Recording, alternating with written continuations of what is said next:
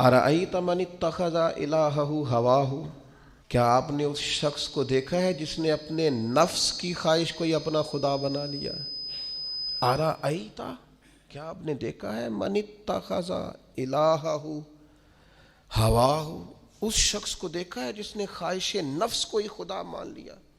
نبی پاک صلی اللہ تعالی علیہ وسلم نے ارشاد فرمایا، آسمان کے سائے کے نیچے اللہ کے سوا پوجے جانے والے معبودوں میں سے سب سے سنگین اللہ کے نزدیک وہ معبود ہے جو لوگ اپنے نفس کی خواہش کو معبود بنا کے پوجتے ہیں۔ رب کہتا ہے انہوں نے اللہ کے مقابلے میں معبود بنا لیا۔ کس کو؟ نفس کی خواہش کو۔ ایک طرف اللہ کا حکم ہے، ایک طرف نفس کی خواہش ہے، چلتے کس طرف ہیں؟ رب کہتے ہیں انہوں نے نفس کی خواہش کو اپنا معبود بنا لیا، اللہ کا حکم نہیں مانتے۔ میں آپ سے ایک بات پوچھتا ہوں، جنازے کو بھی نماز ہی کہتے ہو نا؟ اس کا پورا نام کیا ہے؟ وہ بھی نماز ہے، اور فجر والی بھی نماز ہے۔ کتنا دوڑ رہا ہے بندہ، محلے کا ایک علاقے کا ایک بااثر آدمی انتقال کر گیا، دوڑ رہا ہے، چھٹی لی ہے، بھاگا آیا ہے، جلدی سے وضو کیا ہے، جنازہ پڑھنا ہے، لمبا چوڑا رش ہو گیا، صفیں گنی نہیں جا رہی، سر گنے نہیں جا رہے۔ یہ کس لیے آئے؟ کہتے ہیں نماز پڑھنے ہیں جنازے کی۔ اگر تو آئے ہو نماز پڑھنے تو فجر بھی نماز ہی ہے، ظہر بھی نماز ہے، عصر بھی نماز ہے، مغرب عشاء بھی۔ اگر تو نماز پڑھنے آئے ہو تو بتاؤ یہ والی چھٹی تم نے 5 نمازوں میں کیوں نہیں لی؟ اگر تو آئے ہو نماز پڑھنے تو پھر بتلاؤ یہ والا اہتمام فجر میں کیوں نہیں ہوا؟ یہ تم نماز پڑھنے نہیں آئے، یہ ہم اللہ کے حضور حاضری دینے نہیں آئے۔ یہ وہ جو سیاسی رکھ رکھاؤ ہے، یہ جو ذاتی یہ نفس کی عبادت ہے، یہ اللہ کی عبادت نہیں ہے، یہ خواہش نفس کی تکمیل ہے۔ یہ رب کی عبادت، یہ تو اپنے خواہش کے پیچھے دوڑے آئے ہو۔ مجھے بتلاؤ نا۔ وہ ایک شاعر تھے، انہوں نے بات تو بڑی غلط کی، لیکن چلو بعض اوقات نصیحت کے لیے کچھ باتوں کو دہرا دینا چاہیے۔ پاکستان کے ایک معروف شاعر تھے، ان سے کسی نے کہا کہ آپ مسلمان ہیں؟ کہنے لگا آدھا مسلمان ہوں آدھا کافر ہوں۔ اور کس طرح؟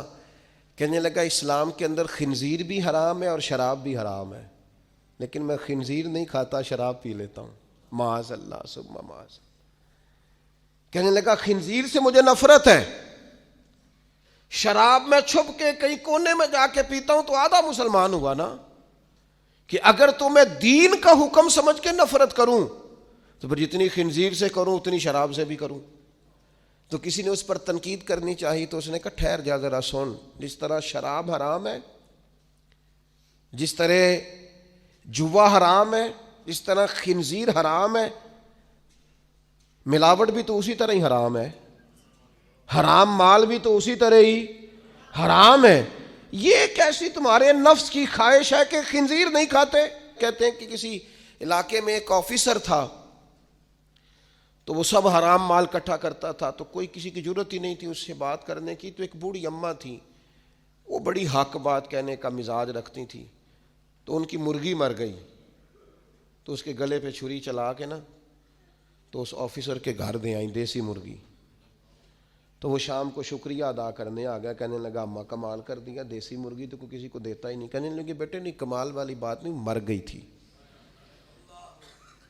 تو وہ ناراض ہو گیا، کہنے لگا مر گئی تھی تو میرے گھر کیوں دے دی؟ کہنے لگی سارا محلہ جانتا ہے تو سارا حرام کھاتا ہے۔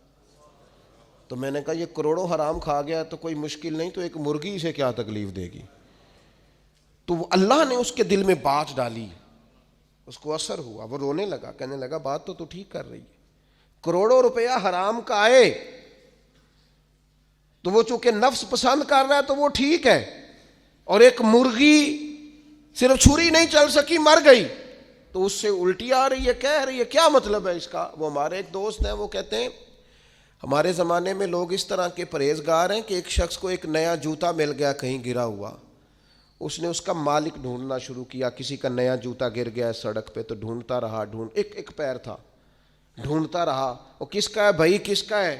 تھوڑی دیر آگے جا کے اسے اس کا دوسرا پیر بھی مل گیا، پھر اس نے مالک ڈھونڈنا چھوڑ دیا۔